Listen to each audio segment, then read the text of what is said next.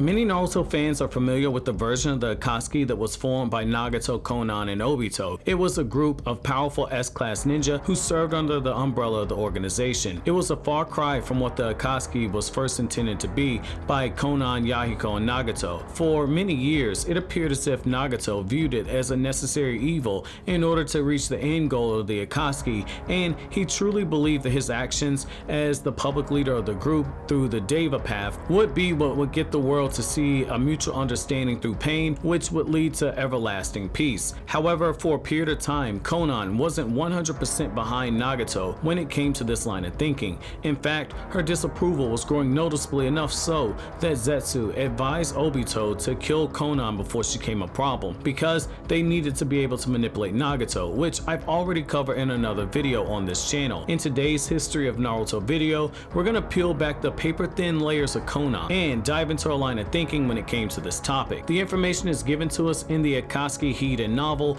Evil Flowers in Full Bloom, which sees Sasuke discovering information about the various Akatsuki members, and the information that he gathers makes Sasuke view each of these members in a different light because it begins to humanize them in the eyes of Sasuke. After meeting two young boys whose family had been brutally murdered by the Akatsuki, Sasuke detours on his return to Konoha to discover more information about the Akatsuki, and it's here he stumbles across information about Konan. The information that Sasuke uncovers is something I'm sure that rocked him to his very core, because it's at this point in the timeline Sasuke has already traveled with Sakura for a brief period in time, and she's already given birth to their daughter at Orochimaru's hideout. Sasuke learns of this argument that Konan and Obito had, which led to Zetsu advising Obito to kill Konan. As Konan begrudgingly walks away from the hidden rain village, she stumbles across a flower that immediately reminds her of Yahiko. For anyone who needs a refresher, Yahiko was the third member of the collection of orphans that Jiraiya took under his wing in order to train during the Second Great Ninja War. While Konan smells the flower, she thinks back to a time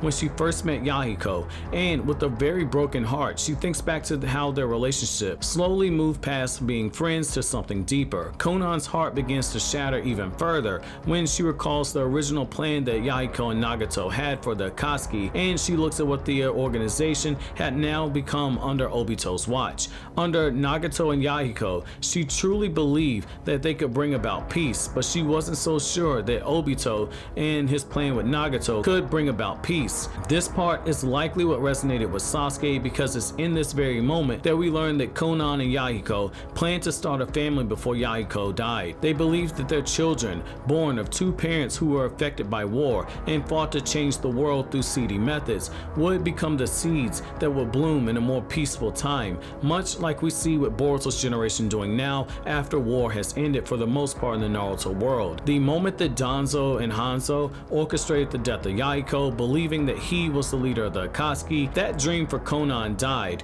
and her heart began to blacken quite a bit. Seeing Yahiko died stripped away her desire to have children, because she could no longer bear the thought of losing them in this world that was riddled by war and war-torn by conflict. In the years since Yahiko died, Konan had killed quite a few people, and she didn't feel as if she was worthy enough to be carrying a life in her womb, because the blood on her hands would taint the young innocent life that she would be giving birth to if she were indeed to have children. She didn't feel as if she had the right to preach anything about peace to her child and the next generation, because she had taken so many lives. A lot of fans tend to forget what Nagato said when speaking to Hidan about the goal of the Akatsuki, which is that they took on missions that the five great nations saw as being too seedy to take on officially. In the 5 Kage arc, Onoiki pretty much says that he's employed the Akatsuki in the past because they were a useful tool. This often led to Konan and the Akatsuki not only killing their targets, but any innocent person who was in their path, like the parents of the two young boys who Sasuke met in the prologue of this novel.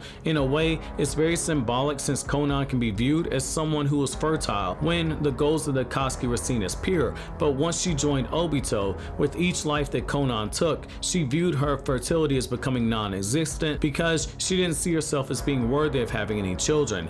Gone is the peace-loving young girl who once loved to make origami, who Jiraiya trained during the Second Great Ninja War, and over the years since Yahiko's death, she's become a hardened ninja who fought Jiraiya in the Rain Village. It wasn't until she met Naruto Uzumaki that Konan's character began to change once again, rekindling the desire that she once had for peace to be brought about through change and through real real change that didn't involve any underhanded methods like killing people. Does this change any of your views on Konan? Let me know down in the comment section below. But as always guys, if you like anything I had to say, don't forget to comment, rate, subscribe, and share. Thank you so much for watching all into the end. Have an awesome day guys.